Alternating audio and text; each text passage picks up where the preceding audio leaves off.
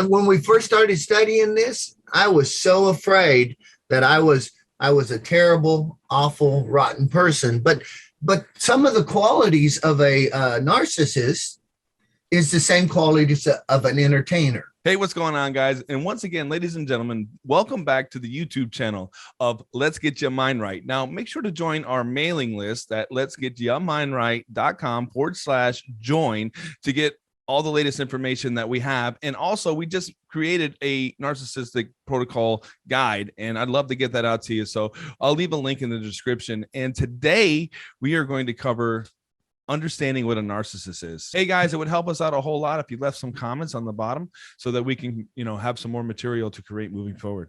Yes, leave some comments because we can always learn. Leave a comment. Leave a comment. Comment.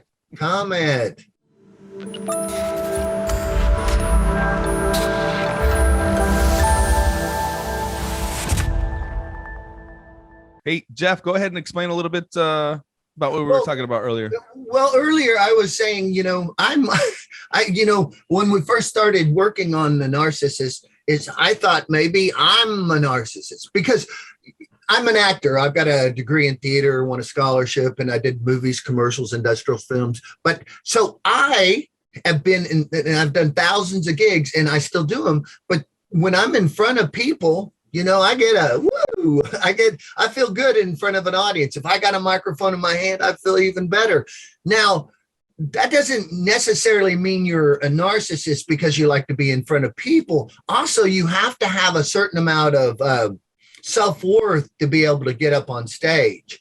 Now, that doesn't make you a narcissist either.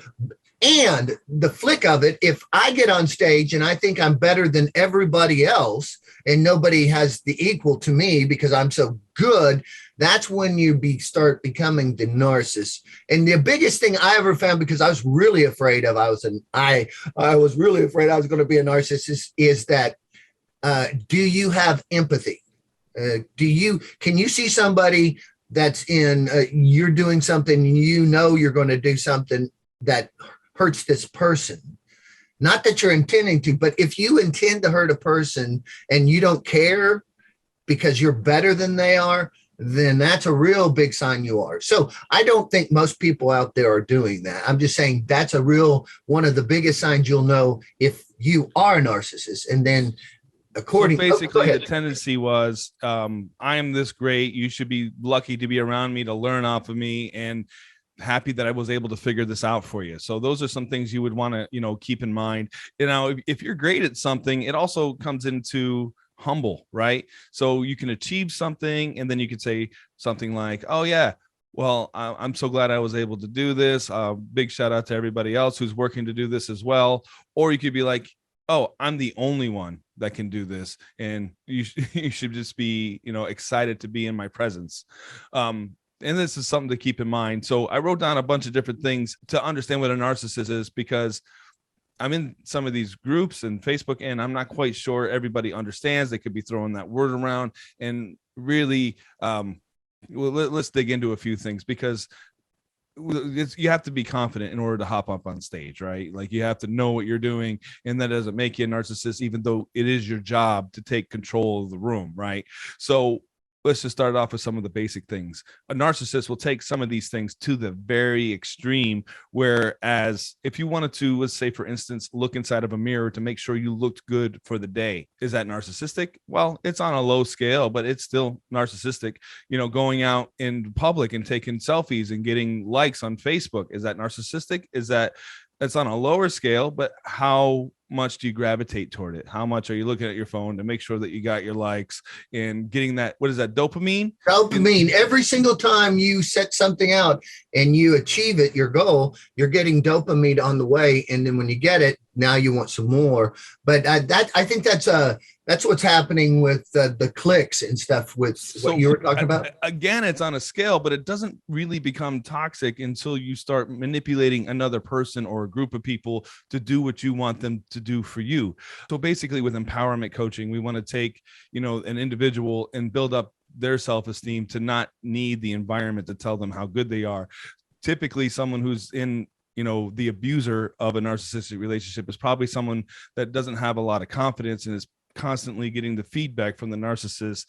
And then once, okay, so a narcissist has a facade, right? They'll, do whatever they can to get on your good side. And then once you get on their good side, then they'll start moving around and, controlling you.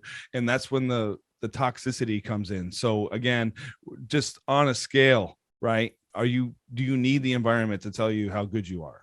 Or are you confident enough within yourself to know that you're good? And then that every step is just getting better, by yourself. You're only comparing yourself to yourself. And that's another thing you want to be, conscious of is comparisons. If a narcissist will typically tell you that I'm better than everybody else, right? And there's a constant comparison. Or they'll say, if somebody else does a good job, they'll say, well, that was good, but I could do it better. Or you messed up here. And they're constantly giving you like, what is it? Backhanded compliments type thing. Yeah. So the trick is, you just don't want that to affect you, right? Don't let a backhanded compliment like affect you, because you're in control of your own emotions and your own state, and understanding the other person is who they are, and then that you can move forward depending on whether or not you want this type of person in your relationship or not. Another thing to watch out for you or the other person, are they looking for win-win situations? Usually if you find yourself, two things because I was such afraid is one is you want win-win situations, that you just don't want that I'm not better than you and it's okay for me to do everything to you and nothing comes back. So if they're looking for win-win situations and you're being compassionate and you're looking at the other person saying, I care I really do care for what you think. And I'm going to tell you, a lot of people truly in the world are going to be that I'm more important, because it's just kind of like I'm me and I have to take care of myself before someone else. That's not necessarily being a narcissist. It's just looking after yourself first, but also looking at the whole picture and being nice to everybody else. But when you don't give that other thought that could I be hurting somebody, if you're not asking yourself, am I doing the right thing? If you really always believe you always do the right thing and nobody else matters, you might be a narcissist. Well, it does start with assessing ourselves. Ask yourself, when something goes wrong, are you blaming the environment, or are you looking inward? Because things happen to everybody, right? And if you're working towards a goal and working towards your success, are you blaming like the weather or somebody else didn't come through for you? Basically, whatever happens, and that you'll just know and take it as a learning experience. So the next time you go towards that goal, you'll know not to do that anymore. Because with the empowerment coaching, there's just so many different levels that you want to look at.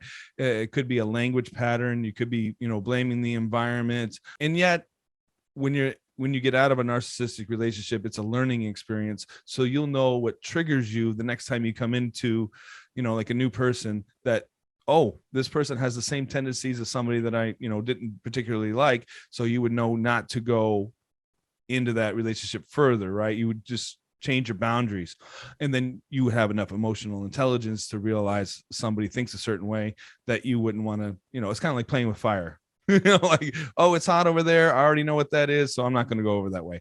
So again, I got so many different notes over here. Another thing I want to throw in is that, if you're around somebody who gets really mad at you really quick and tells you have done wrong, that might be a narcissist. Because anger is one of the things they find, because if they can't control the situation, they sometimes go to anger. If you find people are going to anger really quick, not necessarily they're a narcissist, but that is one of the tendencies of a narcissist. When I do that, if I was to say, go look at the 4 agreements, and basically you don't have to take it personally. When you take things personally, then that's when you're getting mad. Because if I say something and you say you get mad at it, then you took it personally, because you can't really get angry at things unless you felt you've been wronged. And if I tell you haven't done anything right, and they go ahead. Sorry. So that's one of the things I hear in the groups that I'm in, is that why is this person a certain way and then a certain way somewhere else? Well, it's a facade. They change who they are, for the temperature in the room to get you on their good side. So they'll just kind of like they're taking guesses to find out who you are. They may be asking you questions to find out what type of personality you are so they can turn into that. Is that their real self? Well, I guess you'd have to do a lot of studying to find out who the real self really is. And then basically you'd find out who that is after you get into gain their trust, or whatever direction they decide to lead you in. And then things start to change drastically, then you will start to see who the real person is. And that's why they get mad when they can't or want to control a situation, is because they change all the time. However it is in the room. Okay, so it's not necessarily that you're a narcissist if you're always blaming the world because you have low self-esteem. Some people are actually, there. The covert, which is what we were talking about, the covert narcissist is basically blaming everybody that they're better than everybody else, but it's everybody else's fault that I'm better than them. Why didn't I get the job? I'm better than, why didn't I get the new house or the new car? Why does anybody like them better than me? Because I'm a better person. And they're always blaming everybody else. And there are other types of people who just blame everybody else because they just have low self-esteem and they're not really, they're not trying to get attention. They're just sad people. And we want to help sad people too. You'd be amazed how to straighten all this stuff out with the empowerment coaching. Yes. Which we'd love to get you a guide. All you have to do is sign up for the mail list, which is at www.letsgetyourmindright.com/join. As soon as you join the mail list, I'll get that out to you and give you some more insights on how to, break free from a narcissistic relationship and become more empowered yourself. And you could leave a comment what you're working on. What things do you want us to talk about with the narcissist? Because so many angles. Or what's the issues are you having with narcissism? Yeah, you can do it. You can do it.